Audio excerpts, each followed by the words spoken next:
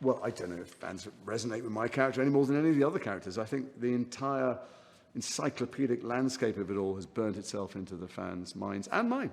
We were all fans. One of the reasons the films turned out so well, I think, is that all of us on the set were as big a fans as you could find outside the studio.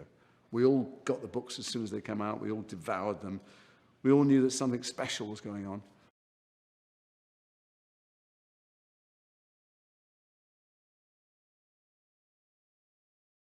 Obviously, I had the best hair, and I had some rather snazzy outfits.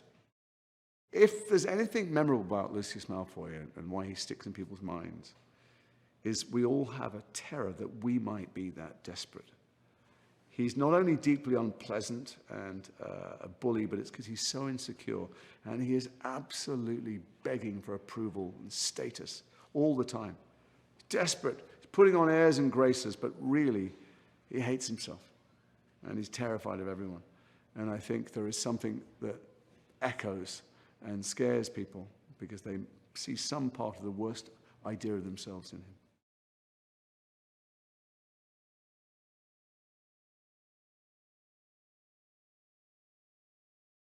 God, what didn't I love about portraying Lucius?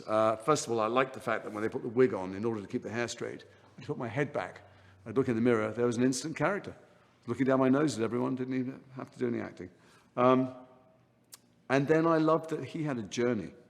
He started off as this incredibly arrogant, supercilious, terrible bully, which he remained, and he ended up this broken, alcoholic husk of a shell of a man, rejected by his lord, rejected by his wife and son, and with no real future, just the money to protect him, as ever.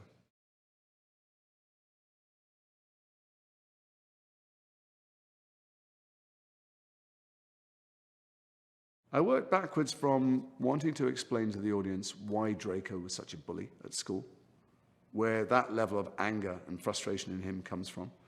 So I wanted to create a world where there was no love in his household, and the worst was expected of him. He was never given any praise.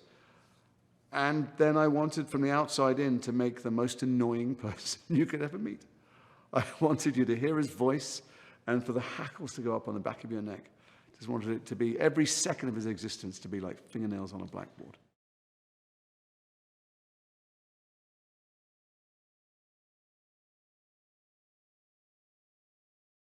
Oh, the Bertie Bott's flavors. I quite like the disgusting ones, because the other ones taste like sweets.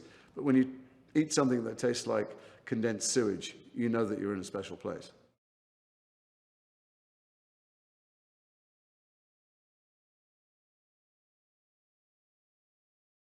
If I could pick one magic element from the films in my life, wouldn't mind a time turner. It's all been a great adventure. Wouldn't mind doing it all again.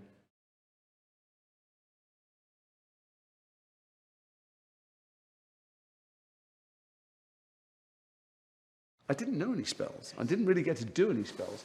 And when Dobby was presented with a sock, and it said in the script that I lift my wand and I get knocked off my feet, I remember turning to someone at Grip going, "Do you know a spell?" And he went, "No, mate."